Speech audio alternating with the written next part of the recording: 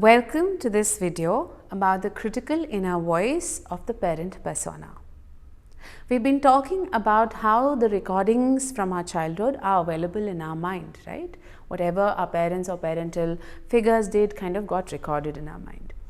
Now, a part of parenting involves letting the child know what they have done right or wrong and correcting their behavior, letting them know what is expected and how to do that.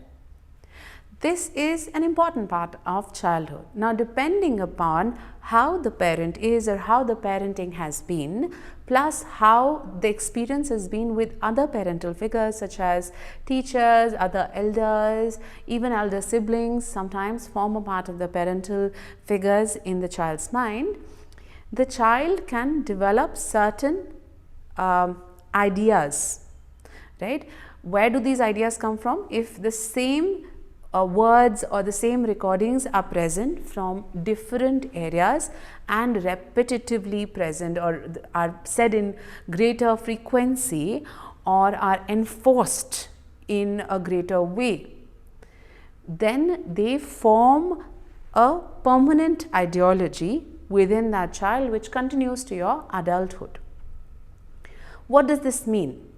This means that while your parent or parental figures are teaching you, you are not good enough, you need to do better, or you need to get better marks, be better in sports, have a better behavior, you're not thinking in the right way, you need to think in this way or study in this way or manage your time in this way, you need to identify your friends better. All these suggestions accumulated over a period of time, what tends to happen is the context may be lost.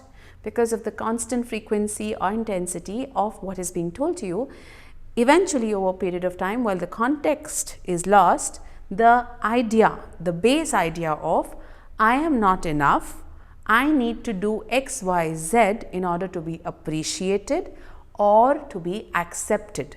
This base idea carries forward. So let's hear it again.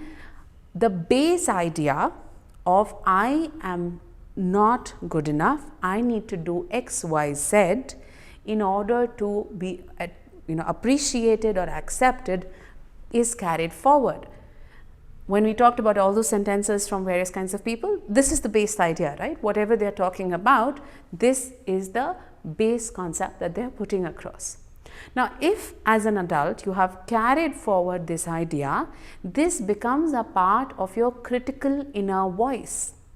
So, no matter what you're doing, what you've achieved, what you've accomplished, what your skills are, what you're doing as of now, this critical inner voice of you're not good enough will continue.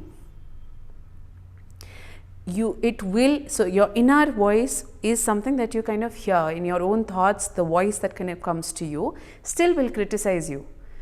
You're not good enough, you should have got that promotion. You're not good enough, your child should have got better grades. You're not good enough, you should have a better car by now. Why? Because that recording which has got set in your mind is going on and it replays over and over and over again. And this recording is of the parent persona because of the kind of frequency or intensity with which you have received these messages. Now, if you go through life with this inner voice which is so critical of you, what do you feel the end result will be? A feeling of constant inadequacy, right? This critical inner voice is always within you. You can't get away from it. So, even if the actual person who was criticizing you in childhood, whether it's your teachers, parents, parental figures, siblings, friends, etc., are not there anymore, even in the absence of that person who was critical of you, you are critical of yourself and you can't get away from yourself.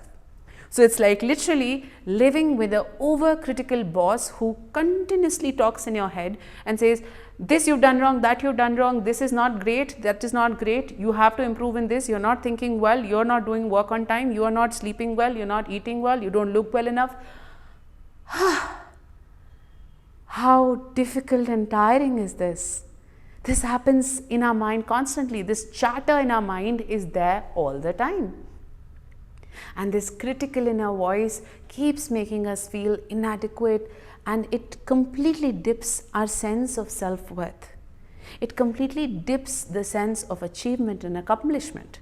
And hence, you'll find a lot of people feeling like we are doing things, we have everything, but we don't feel happy. Something is missing from within. This internal critical chatter that is happening, this critical internal voice, is the main cause for that.